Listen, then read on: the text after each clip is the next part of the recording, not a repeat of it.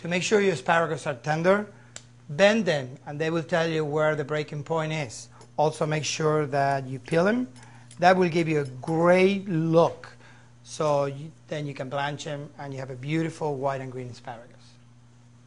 You see how the asparagus are now peeled and ready to go. So in a pot of salted boiling water, we're going to plunge the asparagus. Make sure you have ice water ready to go. They're only going to take 30 seconds. We're going to put them right into the ice water. 30 seconds has gone by. We take the asparagus, we plunge them in cold water. This will help asparagus stop cooking. So you're not going to have overcooked asparagus. You make sure that they are perfectly cooked. This is a simple way to roast the pepper. Open the flame of your stove and let the pepper char on all sides. Once that is done, just open a bag, a little paper bag, and you just put it right into it. Let it sit in there for 5 minutes until you're able to handle it. And what we have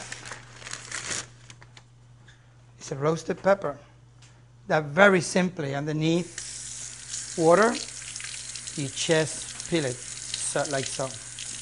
Much easier to peel the pepper this way. There are a lot of people say don't wash it because you wash the flavors, but there's so much flavor in that paella, you don't need that much help from the pepper. We're going to cut it. Take the seeds out. Make sure you take that main brain and it's ready to be sliced. 8 minutes has elapsed and I think the paella is done.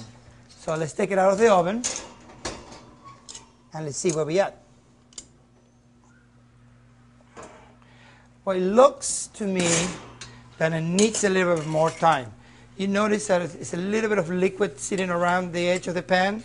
So I'm going to put it another 5 minutes in the oven. So don't be afraid that if you see that the paella is a little bit wet, just give it a little more time. She will cook by itself and the rice will be perfectly done. So let's give it another 5 minutes. So while we're waiting for the paella to cook, the last 5 minutes, we're going to grab the asparagus, the peppers. We're going to put a little bit of sherry vinegar, a touch of salt, a little bit of black pepper,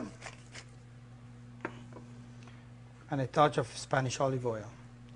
And we're just going to wait, having ready to toss. When the paella comes up, it will be ready for garnish. So the paella is done, but I like to rest it for another 5 minutes. So what I'm going to do is I'm going to cover with a clean cloth, and this will allow the steam to evaporate.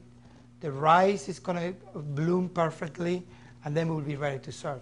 Plus, it's a little bit too hot to serve. Let it sit for a bit. Be patient.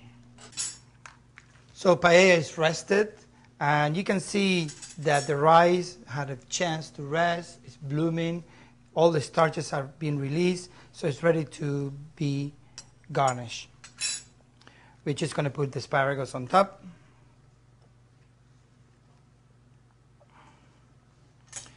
And then we're just going to grab these peppers and we're going to spread them all over the paella.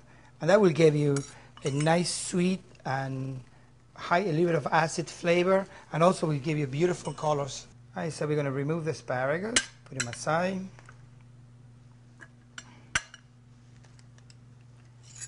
Now each person is going to get a lobster.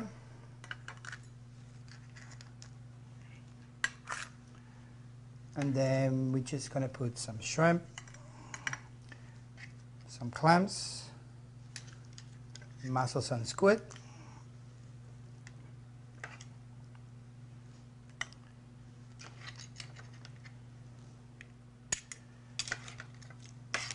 And do yourself a favor, keep it in the paella dish. That way we stay warm for the second serving. When you come to Cuba Libre, join us for a paella, a glass of wine, or a glass of our sangria. Buen provecho.